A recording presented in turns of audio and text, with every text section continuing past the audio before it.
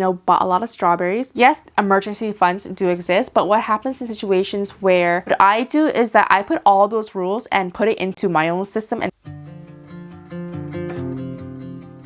hello everybody, in this video I'll be sharing with you guys what I spent in December as well as the money lessons that I will be bringing with me in 2026. Now, the budget that I currently have is a very imperfect budget. One of the things that I really want to land in this video is that imperfect budgets are just as good as the perfect budgets that you see online. December was a real month. It came with a lot of different events, surprises, but I use budgeting as a way to inform me of my spending habits and real life events as opposed to a restrictive red tape rules. So if you feel very anxious about budgeting and you think that you have about your budget, about your finances coming into the new year, then this video is for you. If you're new here, hello, my name is Yvonne. I am currently living in South Korea working as an English teacher.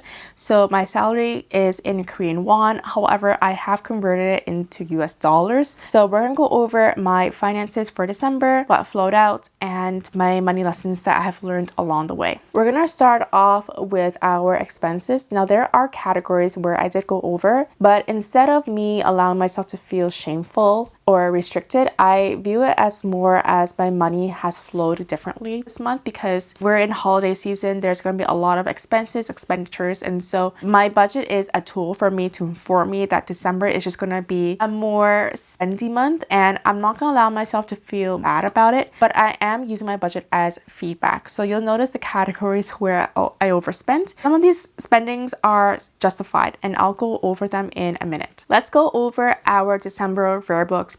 I'm not going to go through everything into too much detail because I do want to focus on the categories where I overspent. For utilities, we were under budget for that, but for groceries, I spent over 400,000 Korean won, which was my original budget. The reason why I went over budget for this is because I was buying a lot of fruits. I think that in December, everybody gets sick so easily, and if that means that I have to pay a little bit extra for good quality fruit to help maintain my health, I just want to be able to be healthy, and that means my grocery bill will be a little bit higher this month. For the home, we restocked up on a few housing supplies like dish soap, sponges, things like that. So I did run over budget for that one at 68,680, which is okay, which tells me that every few months I'm going to have to bump up this budget a little bit. For the kitties, we have spent 87,320 for their kibbles, and I do want to show you guys this. This is my favorite purchase that we did for them. This is my ramen bed. We got this, and it comes with a pillow that has all these toppings on it. If you cover it, it's the same shape as an actual ramen cup with the little tab at the bottom, and you can just open it or you can close it. It has been my favorite purchase for the cats for the entire year. Moving on to dining out, we are under budget for this one. I have always struggled with the right number for this, but for this month, because we were having coupons and stuff for the company that my partner works at, like we were using that, so that has helped us save a lot of money. For spending, this is where I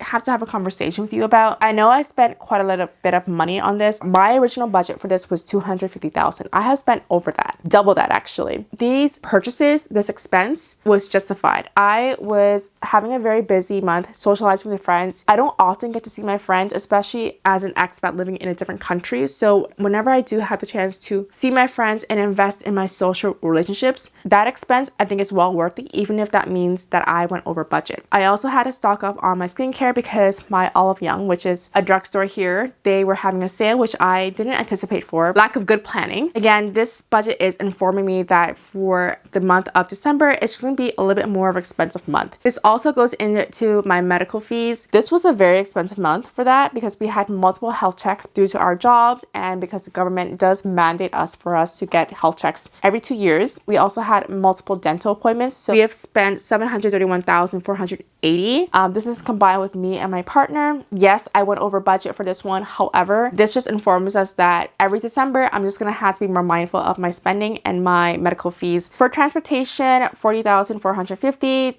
a little bit over budget, but I don't really mind that. Other expenses, 44,770 was spent on other expenses. So my total for this was 2,158,950 Korean won. This is actually a very expensive month, as you can tell, but I think what's most important for me is that I realized that money has moved differently this month. That's just due to the holiday season and us restocking up on some supplies. I'm not going to let myself feel regretful or shameful about this budget. It's imperfect, yes, but it's giving me an idea as to what to look out for when holiday season comes along or when the end of the year comes along. Moving on to my fixed expenses, the only thing that's really different is my lunch fee. This one is at 123,200 when normally it's only at maybe 80 or 90,000 Korean won. I do get lunch from school, so Monday to Friday I get the cafeteria lunch, which all teachers pay for. And I think the reason why it's so expensive this month is because they combine December with January, because we only have 2 weeks of school in January before the kids go off for their winter break. Phone bill is pretty much the same. For YouTube, this is gonna be off my budget for the next month. Bank notifications, I am thinking about canceling some of my credit cards because I don't use them and they're just taking away my money for the annual credit card fees. I have 5 credit cards. I do not need them. I do not use all of them. I have them just in case or as an emergency, but iCloud has not been taken out of my account yet.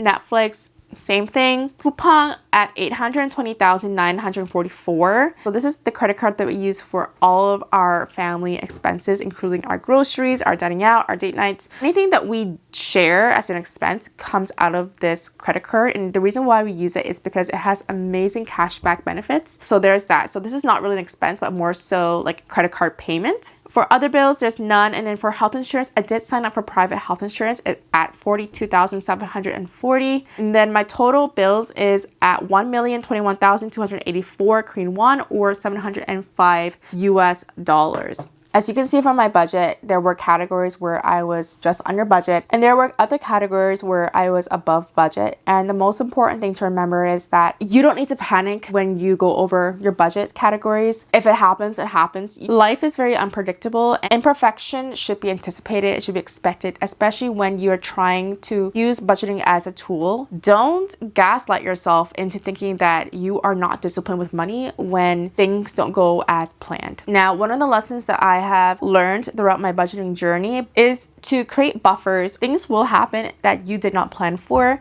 And I don't think it's healthy for you to beat yourself up for when these things happen. Yes, emergency funds do exist, but what happens in situations where it's an unexpected expense when it's not an emergency? I think we should all give ourselves grace, especially when we are going through our budgeting journey. Let's go over the money lessons that I'll be bringing into 2026. I hate budgeting, and how I am trying to reframe budgeting is that budgeting is a tool for me to help inform myself of the months that are going to be more expensive than the others. So like I mentioned, like December is just going to be a very expensive month, which means that January might be a slower month for me in terms of spending. My hair was falling apart. But I wanted to say that if you've ever felt like you had to quit budgeting because you've messed up somewhere along the way, don't believe that. The way that people have framed budgeting is that it's a way for you to kind of restrict yourself, to box yourself in, that you're only allowed to spend X amount of money into this category. For me, I don't use budgeting as a way to tell myself no, that I can't have these things, that I can't afford X, Y, and Z. I use it as a tool to tell me where I am financially. I just went over my December budget with you guys, and it shows me that December is just naturally a very expensive month. It's really just informing me of how my life is like throughout the 12 months of the year. Some months will be more expensive than the others, and that's completely okay. If I go over budget, well, now I know for next time. It's a learning experience, but at the same time, I am also allowing flexibility to come into my budget. There are categories where I underspent, and I should also be celebrating those moments instead of fixating on the categories where I overspent. The second lesson would have to be budgeting for emotional safety as opposed to making it anxiety inducing. If you are making a budget and you feel like you might not have any wiggle room, what's going to happen is that you're going to feel restricted and you're more likely to abandon that that budget, or you might feel like it's going to cause you a lot of stress and anxiety, and that's not what we want to have in 2026. What this means is not having a zero-based budget. For me, I don't like zero-based budgets where you give every single dollar a job. I need to have buffers. I need to have a little bit of money set aside in case there are things that are unplanned. Again, this is about my emotional safety, and I want to be able to make a budget where I don't feel like I need to have all this money planned out right away. Coming into 2026, my goal is to create a budget that supports my life. Again, I feel very anxious when I have to work with a budget because I do feel like it's restricting. How I go around that is making sure that I allow for flexibility to come into my budget, but also to anticipate imperfection. If you constantly have imperfections in your budget, that does not mean that you are doing something wrong. It just means that you just need to create a budget that supports your life and reflects